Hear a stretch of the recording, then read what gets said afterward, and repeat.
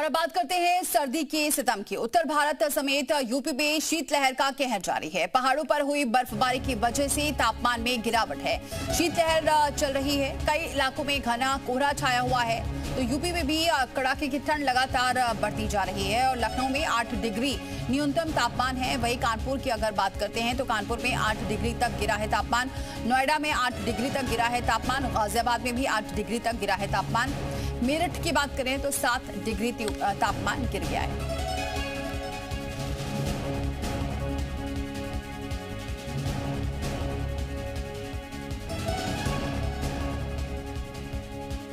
वहीं कानपुर की बात करें, कानपुर में भीषण शीतलहर और कोहरे का कहर जारी है। बर्फीली हवाएं चल रही हैं, विजिबिलिटी लगभग शून्य हो चुकी है। हाईवे और शहरों पर अगर देखा जाए वाहनों की रफ्तार भी धीमी हो चुकी है। कानपुर प्रदेश का तीसरा सबसे ठंडा शहर बन गया है, जहां कोहरे की मोटी चादर ने जनजीवन को अस्त व्यस्त कर दिया है।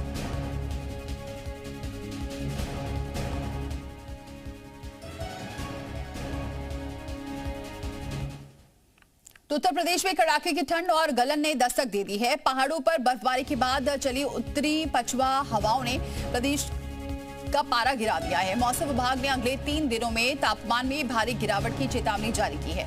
पूर्वी यूपी के 27 जिलों में घने कोहरे को लेकर ऑरेंज अलर्ट जारी किया गया है। तो यूपी में कड़ाके की ठंड है, पहाड़ों की बर्फबारी से गलन बढ़ गई है। अगले 3 दिन में और गिरेगा पारा। 27 जिलों में घने कोहरे को लेकर ऑरेंज अलर्ट जारी किया गया है। वहीं 21 जिलों में कोल्ड डे का अनुमान है।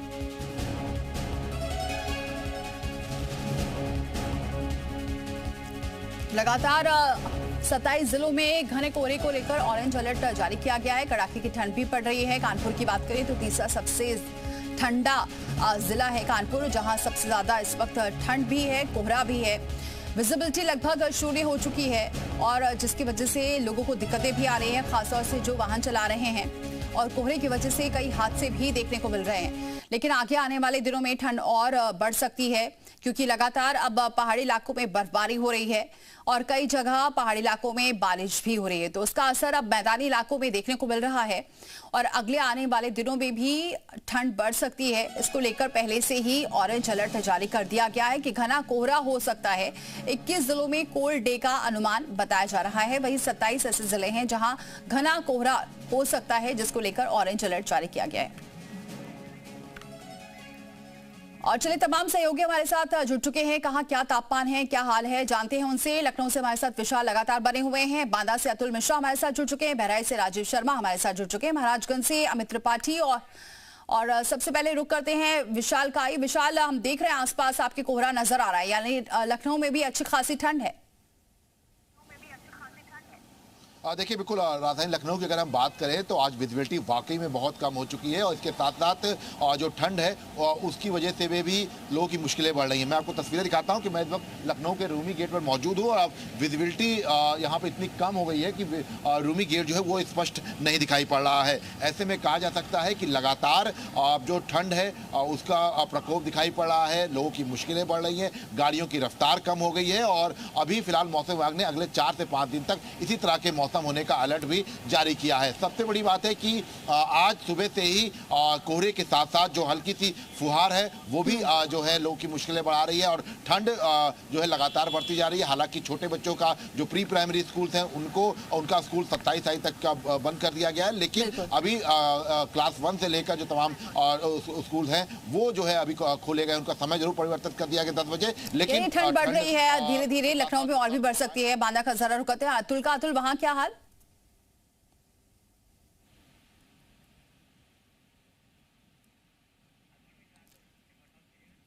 अमित मिश्रा हमारे साथ जुड़ चुके हैं। अमित,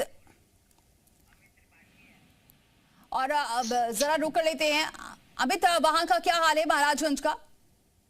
जी बिल्कुल, मैं आपको बता दूं कि महाराजगंज जनपद नेपाल से सटा हुआ बर्फबारी होने से यहाँ पर पिछले 3 से 4 दिनों में ठंड काफी बढ़ गया है। आज अभी का टेम्परेचर लगभग 11 डिग्री सेंटीग्रेड बताया जा रहा है। और सबसे बड़ी बात यह है, एक तरफ जहाँ लोगों को ठंड से दिक्कत क्या हो रहा है, वहीं दूसरी तरफ कोहरे का कहर भी देखने को मिल रहा है और विजुअलिटी काफी कम हो गया। आप देख सकते हैं हमारे पीछे तस्वीरों में, देखिए विजुअलिटी काफी कम हो गया है। जो गाड़ियों की रफ्तार है वो कम हो गई है और लाइट जला के ही आ रहे हैं। साथ ही साथ जो ठंड है वो काफी जबरदस्त हो गया। आप देख सकते हैं यहाँ तस्वीरों में, यहाँ प्रशासन के द्वारा अलाव की व्यवस्था की गई है। और सबसे ज्यादा दिक्कत जो हो रहा है वो तो सुबह काम के लिए निकलते हैं लोग, उनके लिए काफी दिक्कतों का सामना करना पड़ रहा है, क्योंकि ठंड पिछले 3 से 4 दिनों के भीतर बहुत ही जबरदस्त पड़ा है। और जिस तरह से मौसम विभाग की माने तो अगले 3 से 4 दिनों के अंदर और भी ठंड पड़ सकता है। तो कहीं ना कहीं लोगों को काफी दिक्कतों का सामना करना पड़ रहा है। जिस तरह से पिछले 3 से 4 दिनों के अंदर ठंड का असर देखने को मिला और दोहरी मार भी झेलने को मिल रहा है, क्योंकि कोहरे का कारण जो रफ्तार है वो काफी कम हो जा रहा है। पुलिस और प्रशासन के द्वारा जो गाड़ियों में है दुर्घटना ना हो सके उसके लिए वो अपनी तरफ से टेप लगवा रहा है। प्रशासन ने तो तमाम व्यवस्था भी की है, अपील भी कर रहा है प्रशासन लोगों से, क्योंकि ज्यादातर जो केसेस आ रहे हैं कोहरे की वजह से हादसे क्या आ रहे हैं। रुक करते हैं राजीव का। राजीव, वहां का क्या हाल है बहराइच का?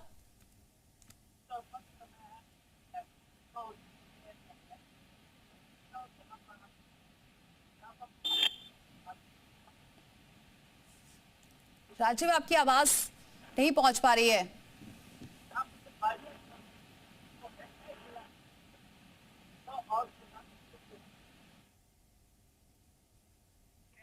ठीक है राजीव, आपकी आवाज नहीं पहुंच पा रही है। और एक बार फिर से अतुल का जरा रुक कर लेते हैं। अतुल, मेरी आवाज पहुंच रही है? चलिए ठीक है, बहुत शुक्रिया आप सभी का हमारे साथ जुड़ने के लिए और वहां का हाल बताने के लिए। तो भारत में ठंड और कोहरा लगातार बढ़ रहा है और आगे आने वाले दिनों में भी जो विजिबिलिटी है वो लगभग कम होने की उम्मीद बताई जा रही है, जिसकी वजह से पहले से ही प्रशासन लगातार अपील भी कर रहा है। तो ठंड